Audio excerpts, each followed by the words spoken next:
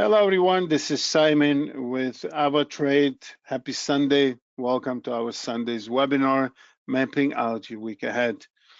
Um, for new people, just to explain what we do here, and I think I can bring the quote that traders like to say, you plan, you trade, and then you trade your plan. And this way, of course, we cannot guarantee success, but we definitely have a chance to improve our trading results by spending a little bit of time and creating a structure, creating our trading plan for the week. Few things about myself. My name is Simon Friedman. I'm a senior account manager with AvaTrade. I've been trading for 25 years now. I keep on forgetting and changing the number. I started in June of 2000 as a private trader in New York City and did it for about 11 years. And after that, I started mentoring and educating others. And I moved away from intense day trading. The agenda of the webinar, we speak about indices, stocks, commodities, Forex, risk warning. Everything we do here, of course, is purely educational. We do not suggest any trades. You can find the full statement of risk at avatrade.com. Social media, please follow us on Telegram, X, and YouTube. As I always say, YouTube is my favorite. You have a lot of things being added daily, including the tutorials, educational material, and webinars. All the webinars, including this one, are being recorded and posted on YouTube. If you are watching this on YouTube, please subscribe, click on the bell, you'll be notified. And of course, if you do like it, don't hesitate to press or click on that like button, and feel free to share with others as well. So before we go into slides, what we'll be talking about today, of course, is the situation in the Middle East, which is critical. There's a real war going on, and the markets reacted already to it. Of course, the main actions happen or are happening during the weekend, so we'll see probably serious gaps.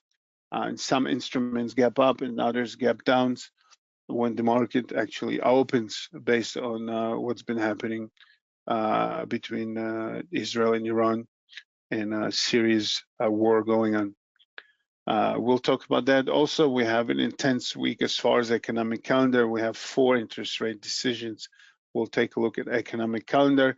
Then we'll take a look at indices. We'll take a look at some individual stocks and commodities. We'll go through the leaders, winners, and losers for the week.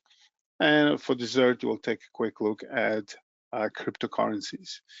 So we all heard about things. It's getting intense. Israel is bombing strategic places there that has to do with nuclear power. Trump said that he was warning Iran, give them 60 days, and on the 61st day, there was actually an attack happening. In retaliation, there's a lot of ballistic rockets hitting Israel. A lot of people injured. A lot of people are dead, unfortunately. So a lot of things are happening. Things are getting more and more intense.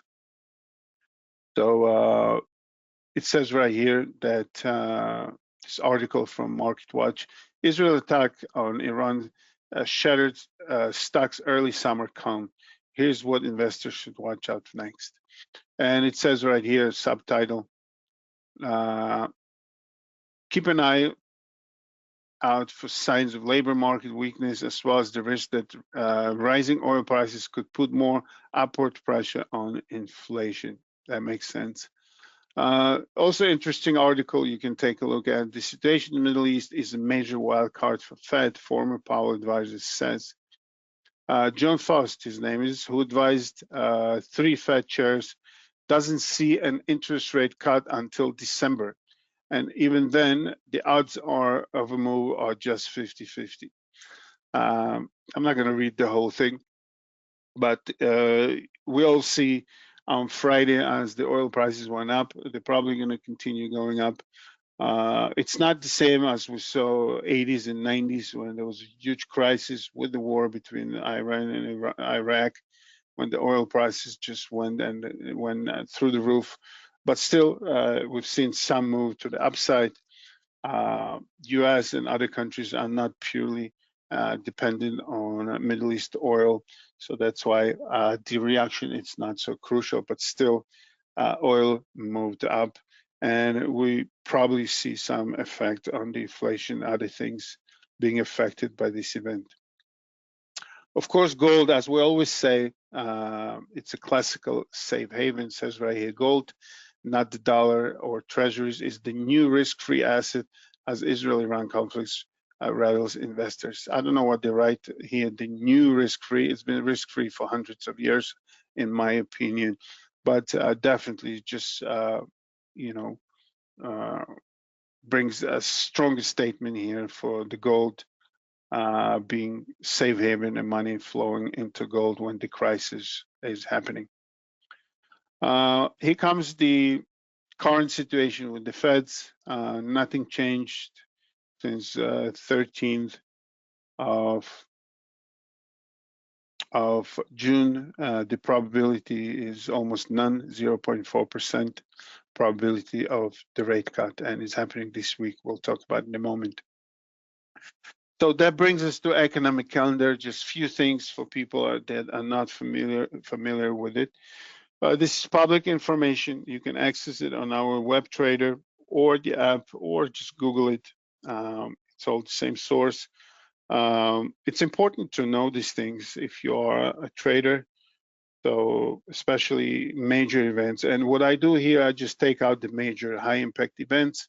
I skip the rest, but you can look through it and choose whatever is relevant to your trading. So here, this week, we have 4 interest rate decisions and other things. So let's go one by one. Now, this time, I usually use GMT time here. This time, I use the New York Eastern time. So it correlates with the opening of New York Stock Exchange.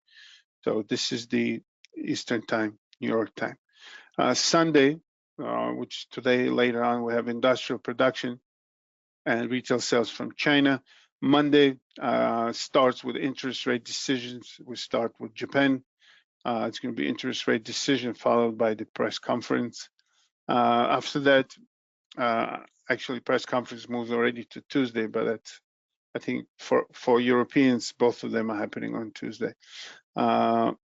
Retail sales comes from US on Tuesday as well. Wednesday, busy day. We start with the CPI numbers from UK, the governor of Bank of Canada speaking, and of course, the major event for the week, Fed interest rate decision.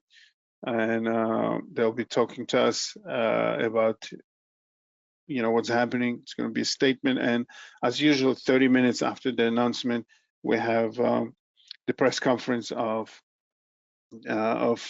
Chair Powell. He's going to be drilled as usual with all the questions. So usually the market moves much more during the press conference than it does during the announcement, unless it's a surprise announcement. After that, we have the GDP numbers from New Zealand and unemployment rate from Australia. That brings us to Thursday, another interest rate decision. This one is from Switzerland. Swiss National Bank is announcing the decision. Press conference as well, 30 minutes afterwards. And Thursday, later on, we have interest rate decision from Bank of England. And also, I guess the press conference is not there. So we have, again, 4 interest rate decisions. Starts with Japan, then US, then Swiss Bank, and then Bank of England. And Friday, retail sales from UK. So these are the important. It's going to be very busy week. Combine that with a war going on and other things, tariffs, and we are really, where are we, mid of June. Usually summer things slow down, but with the events, we're definitely not going to be bored this week. Going into winners and losers for the week. We're going to go one by one when we get to the charts. But these are the winners: crude oil, heating oil, gasoline. As you could see, the energy commodities are the champions. Crude oil up 13.3% for the week, heating oil 12%, gasoline 7.69%, platinum and gold up more than 3%. To the downside, we have cocoa down almost 5%, natural gas down 4.6%. DAX, these are all futures, right? So I included also the indices futures if the number is high here. DAX 40 down 3.5%, palladium down 2.72, coffee 271, sugar down 2.5% almost, and wheat down 2.12%. In a forex pairs, you have euro dollar up percent 39, euro pound up percent, and to the downside, dollar Swiss down 1.37, USD Canadian down 0.8, and dollar yen down 0.5%. So over here, as you could see also together with gold, the safe haven, as we usually point out, the classical safe haven is gold, yen, and Swiss franc. So as you could see here, dollar sold against the Swiss franc, and it's sold against the yen. Also, it's sold against the Canadian dollar as oil moving up also pushes up Canadian dollar as it is connected as far as oil prices affect the Canadian dollar. So these are the winners and the losers for the week. Now we'll move to the charts and we'll go through some assets. We'll start with indices as usual with China. China is not doing much, as we spoke about a few times. We're sitting in the middle of this channel that's been going forever, and we don't see any significant move. There were some hopes when there was progress in the negotiations on tariffs. We came right back. So that's on China. US indices, of course, sold on Friday with the overnight actions in the Middle East. We had S&Ps falling and then recovering about 50%. NASDAQ, similar story here. Dow Jones didn't really recover. It continued lower. Let's see, all three indices are trading. No, actually, S&Ps and NASDAQ look stronger, and Dow Jones is trading below 200 moving average here. We said about DAX, it had a really bad week, as you could see here. We erased the 3 or 4 weeks of previous advance move to the upside. And here we go, 5 consecutive days to the downside. And we did close below this 23,460 level. That's what the sell-off started back in March 26. So that was support established by these few spikes, and then we moved higher, and then we came back and this past week, and we did close below. So the question is, what's next? UK FTSE, also Friday sold, but it's looking very strong. Interestingly enough, we just made an all-time high on Thursday, day before we start sliding. So these are the indices, and let's go to individual stocks. Across the board, we had selling going on. Apple, Microsoft, even after making all-time highs again. We had Friday red for most of the stocks. Google actually didn't, but it's not at the highs. Amazon as well. Meta sold. We did close below the level here of February. That was February 27th.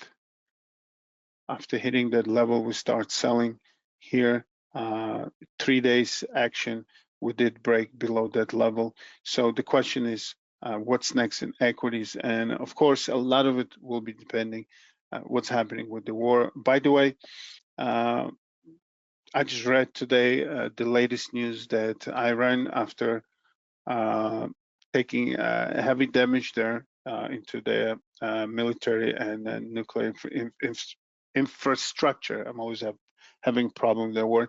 It looks like they sent a message through President of Cyprus. They have a message for Prime Minister Netanyahu, and I think this afternoon, President of Cyprus is supposed to be speaking with Netanyahu over the phone and sending or transferring that message.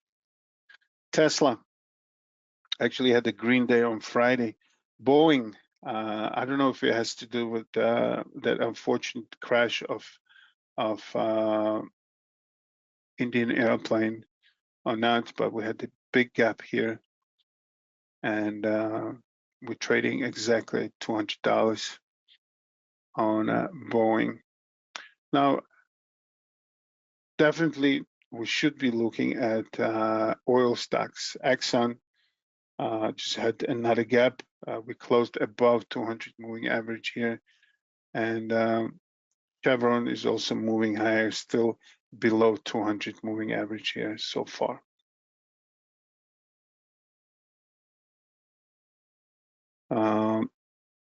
Something to pay attention from my experience when we see oil prices going high, the traders looking at airline stocks.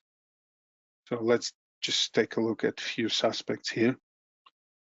We have Alaskan Airlines. Here we go.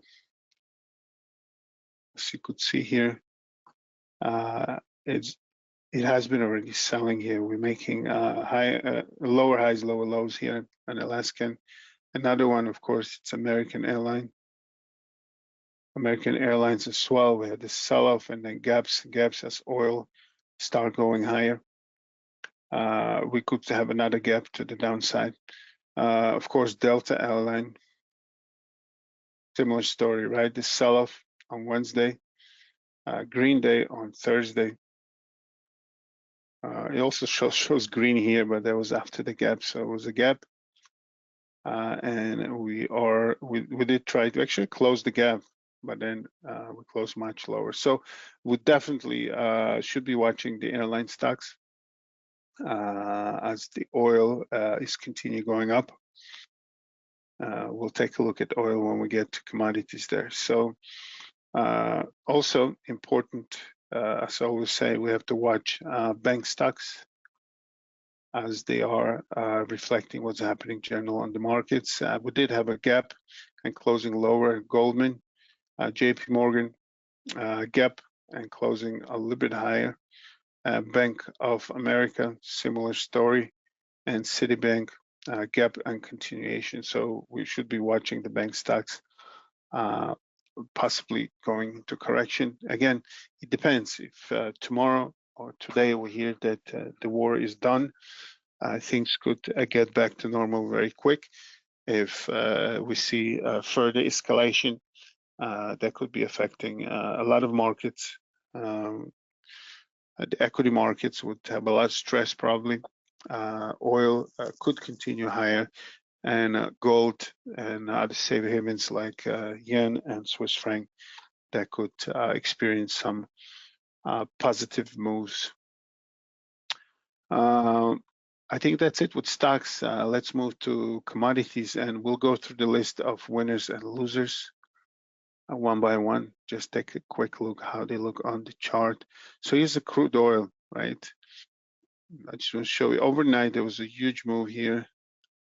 We reached over $77 within that 30 minutes, but then we cooled down a little bit. Why? Because I think there was still no retaliation by Iran. And then the heavy bombing started from Iran towards Israel on Friday night and then continued Saturday night. And let's see how this night will play. So if that continuing escalating, we might see actually oil retesting this high. Because I think the only reason it cooled down here and the market also cooled down a little bit because there was no immediate escalation. And then, of course, we saw that with the weekend, but the market was already closed. So let's go through commodities. So crude oil, we closed at 73.17 after hitting this previous level here around 77.5. Heating oil as well, a strong move to the upside. We did move above that April level of 2.33. We closed at 2.38 there. DAX we spoke about, so we're not going to include it. It's not a commodity as well. Gasoline. Gasoline had a strong move and then a little correction here.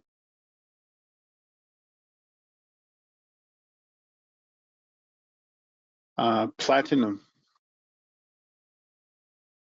Platinum had a strong week, and then we actually moved lower on Friday, raising 3 consecutive days.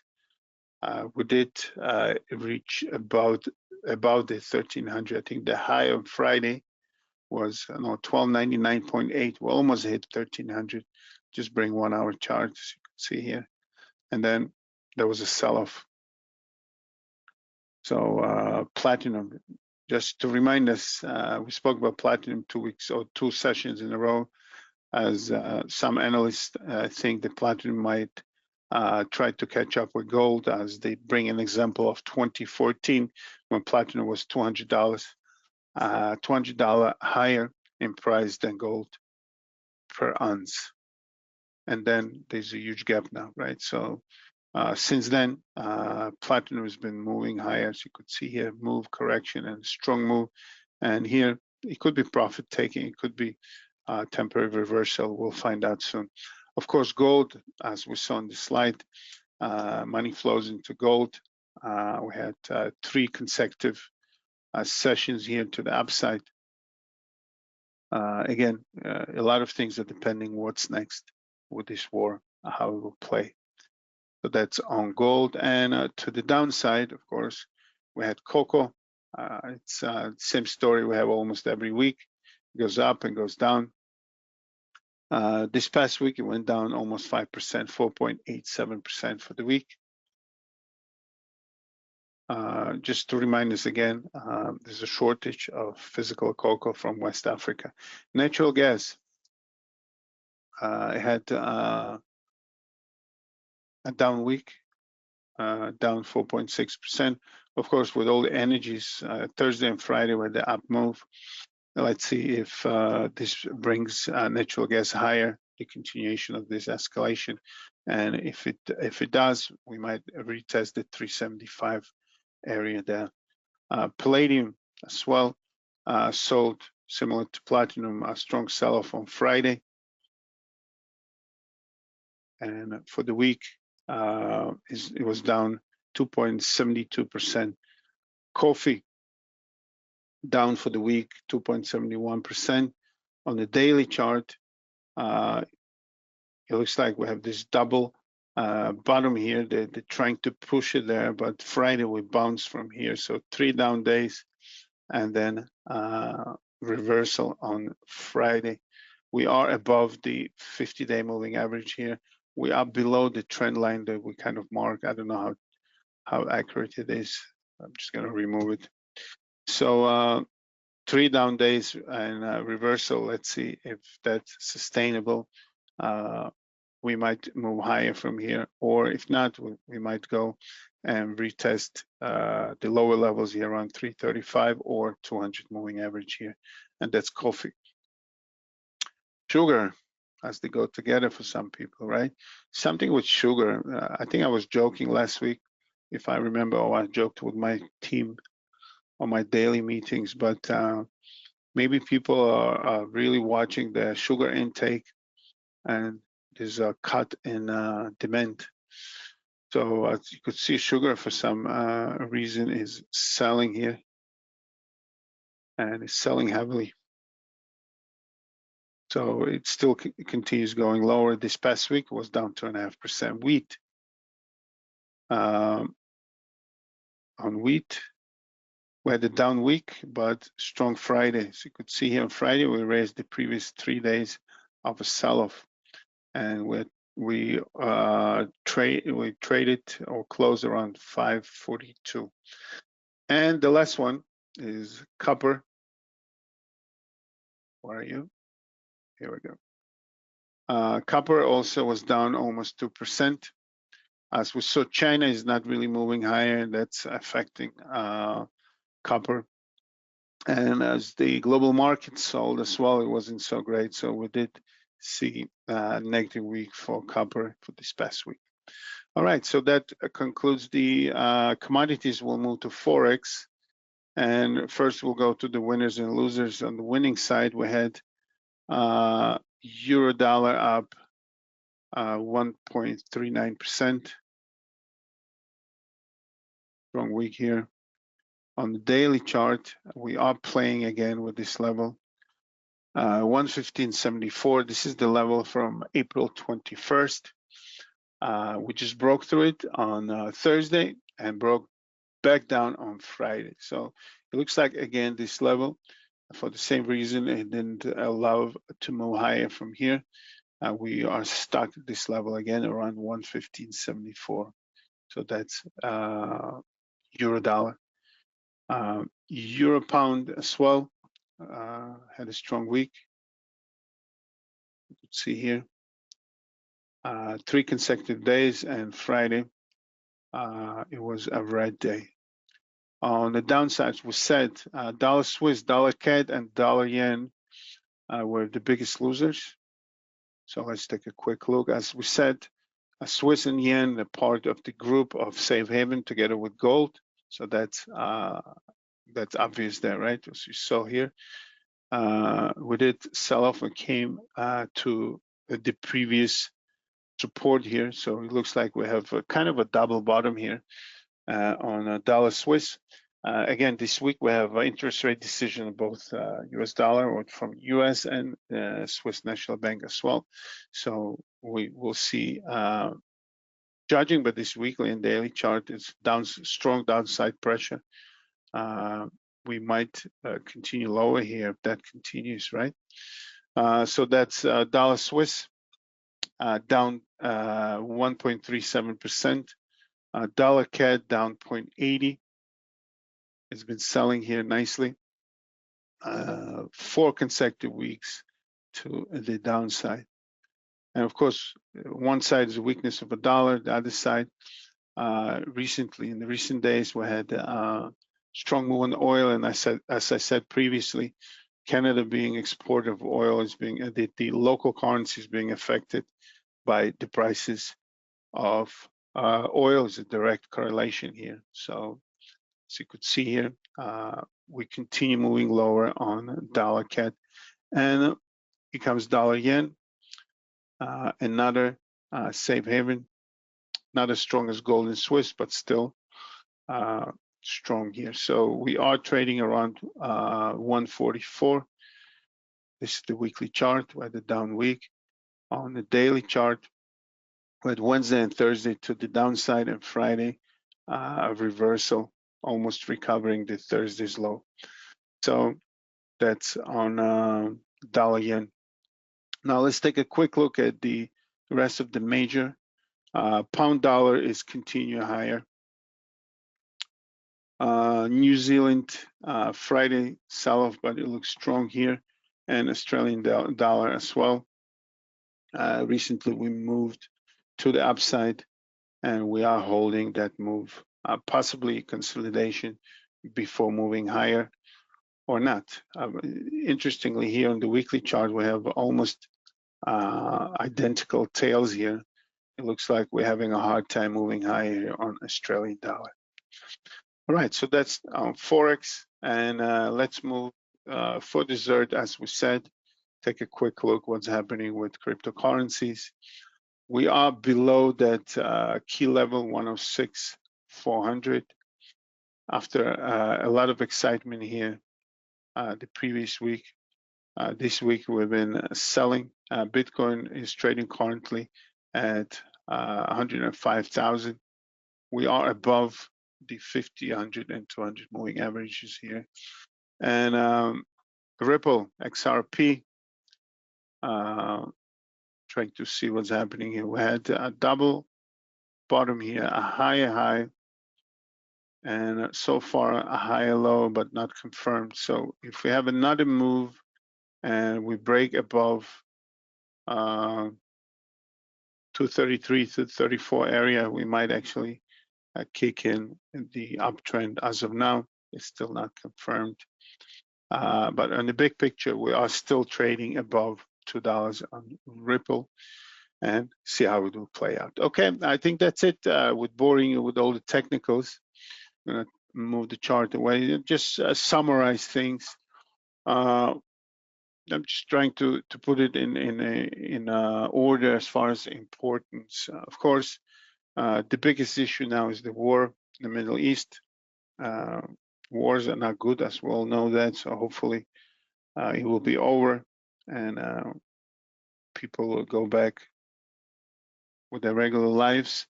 And I guess we'll find out soon. So the war, number one, tariffs kind of went on a quiet mode, right? We didn't hear much about it since there was kind of agreement between the US and China. And we're having a busy week. We have 4 interest rate decisions, Bank of Japan, FOMC, the US Feds. We have, so that's 2. Then we have Swiss Bank, Bank of Switzerland, and Bank of England. So 4 interest rate decisions, other numbers that are coming out. War. I hope you enjoy your weekend peacefully and spend some time with your loved ones, and prepare yourself. It's going to be an exciting and volatile week for sure. We are going to have to open probably with the gaps, markets or equity markets probably going to get gap down. Oil could see a nice gap up.